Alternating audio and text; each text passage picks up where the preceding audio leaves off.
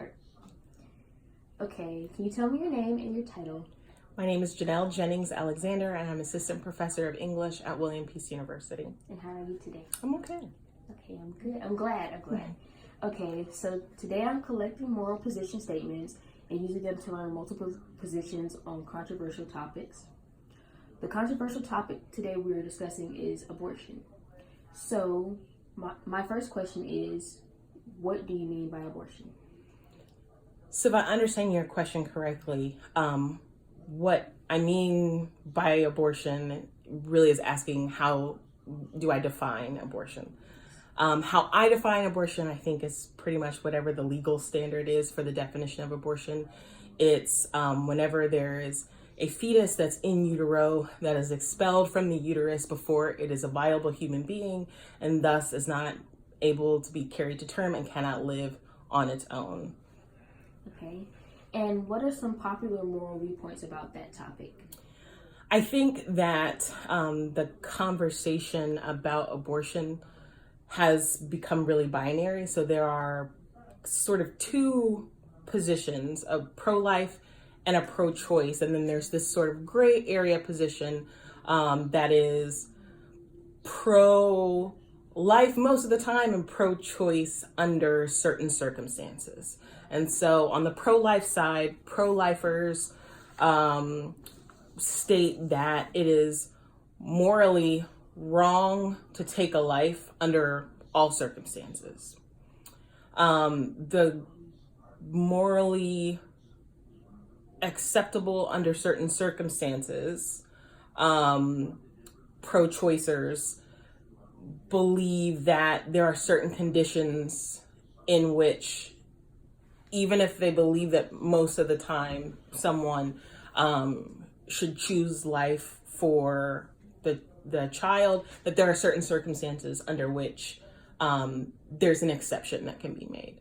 And then pro-choice, which I just want to, for whoever your audience is, make sure we're using that language instead of pro-abortion, because I think that's a misnomer that I don't think people are positioned in saying they're for abortion, let's just abort all the babies. They're pro-choice, which is offering a woman the choice to choose whether or not to have an abortion. And so there are, in the pro-choice camp, the position is that it's morally acceptable to allow a woman her autonomy as a human being, and respect her decision to make choices about her body, and that it is morally unacceptable for a man to make a decision about a woman's body because men don't have the ability to carry a baby, and so they don't know what that is and shouldn't then make decisions. Okay. May you specify certain circumstances for pro-choice? Mm-hmm. And for pro-life? Yes. Okay. So on the pro-life side, there's this idea that it's morally wrong to take a life under any circumstances. And someone who is pro-life believes that because life is something that humans don't have the ability to make, that there's a biological process that's involved, that human science shouldn't then interject itself into that process. That if a sperm cell and an egg create a baby, then it is necessary to allow life to sort of run its course. What happens from there, and that humans should not interject into that process, that it's morally wrong to do so. Oftentimes that moral position comes from a sort of religion situated perspective, that based on a person's faith, they may decide that the right to life is essential to sort of the core tenets of their religion. There are those who are in that gray area, that pro-choice, sort of pro-life, but pro-choice under certain circumstances, that some of those circumstances might include if someone is raped, because that rape is not sort of natural in the same kind of way, that a woman doesn't have an obligation, a moral obligation to carry that child to term, to carry that fetus to term. That pro-life with the caveat will also sometimes feel that it's morally acceptable to allow an abortion if the carrying the child to term is a threat to the life of the mother. That if there's some harm that will come to her, if she might die, if she carries that child to term.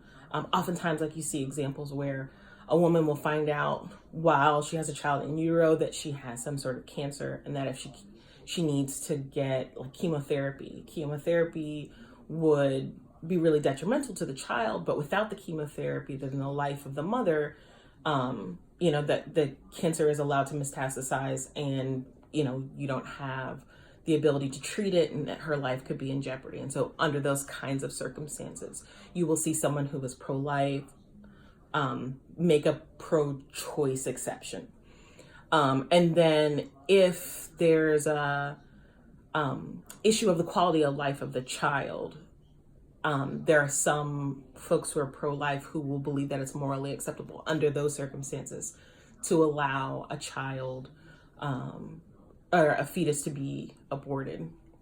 And I think the argument there is that if, doctors find while the fetus is in utero that there's some debilitating disease that will severely and significantly impact the quality of life of the child that it's born, but maybe it's missing some vital organs, or it has some sort of debilitating disease that will mean that the child won't live past 2 years old, and the whole time it will be in pain, that there are pro-life advocates who will allow an exception and say that it's morally acceptable under those circumstances to permit a mother to make a decision to have an abortion.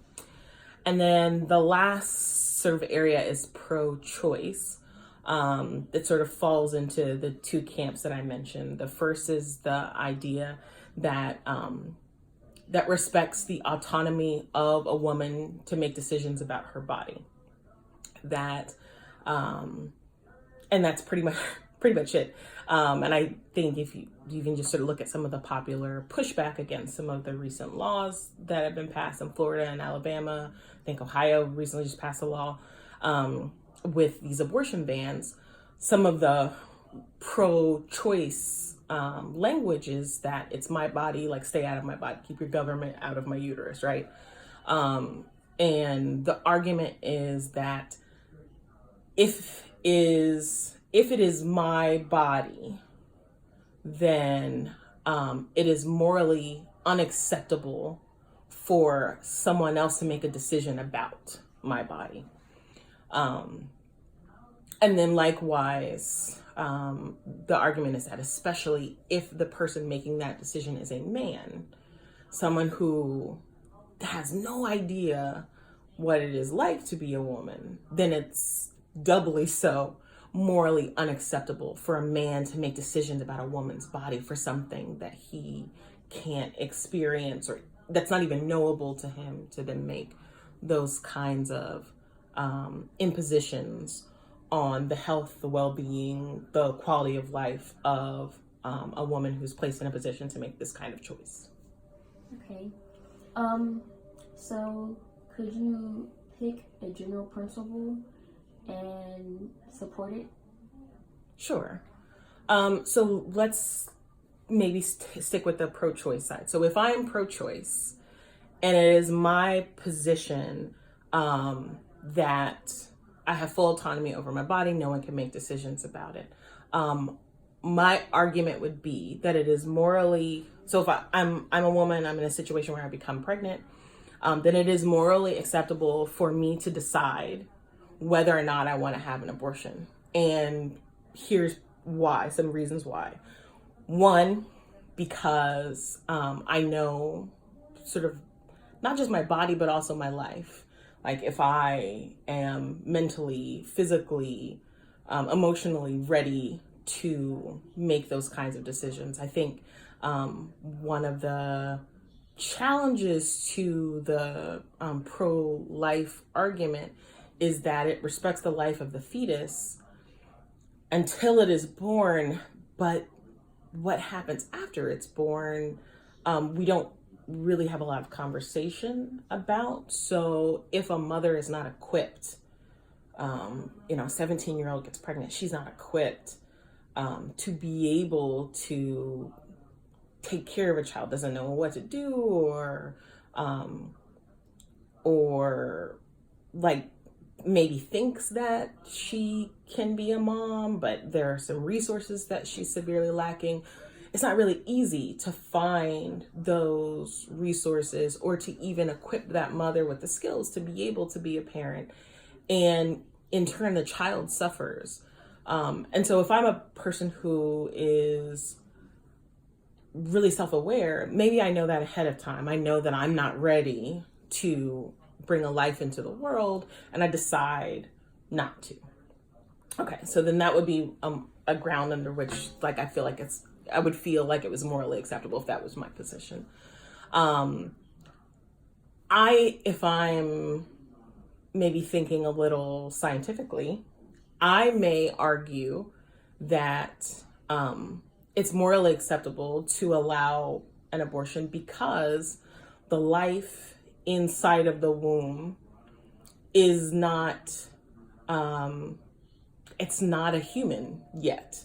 If you look at pictures of what developmentally happens, it's really not until like the 24th or the 26th week that a child actually looks like a child in the womb. Prior to that, they sort of look like tadpoles or like iguanas almost, right? So they don't have like skin or eyes or lungs.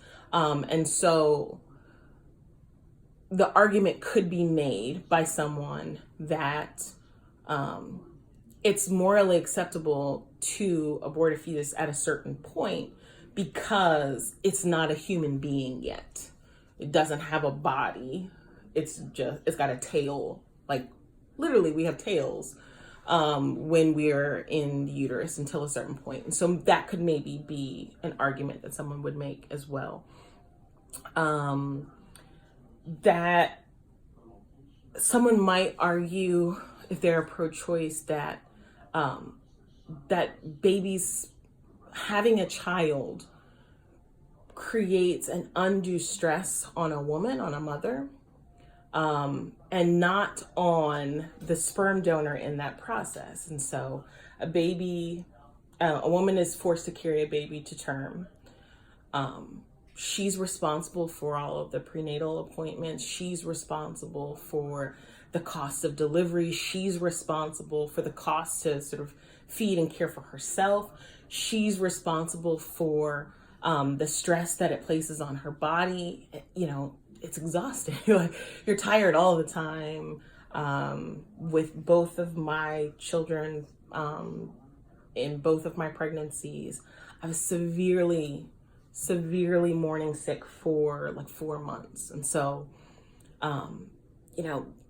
it's a lot of wear and tear on a woman's body, but she has to own all of that sort of on her own. And there's not a responsibility to a man. Like, he maybe has sympathy pains, but it's not quite the same, right? Once the child is born, while courts can demand child support, there are men who can opt not to pay it or can leave. And some of these pro-life laws don't take into account, again, like what the life of the child looks like afterwards and how that responsibility falls solely on the shoulder of the mothers. If you look at the limits that having children places on career growth and opportunities, a woman might say it's morally unacceptable to force a woman to have a child if she's really career driven, because she's going to be paid less and she's going to be passed over for certain kinds of promotions because she has a family if she decides to make those kinds of choices. But I will add though, so if you're pro-life, you may argue that a woman has the option not to choose to mother a child after giving birth to it, because the mother could place the child for adoption, which is totally fine. But still, for that 9 months that the mother is carrying that child, the physical impact of pregnancy and the responsibilities that come from that are solely hers. And it could be argued that it's morally irresponsible to make a woman take on that impact without her having any say whatsoever as to whether or not she chooses that life for herself. So I think that's it. Yes, I want to thank you for your time. Thank you. And it means a lot. Thank you so much. You're welcome.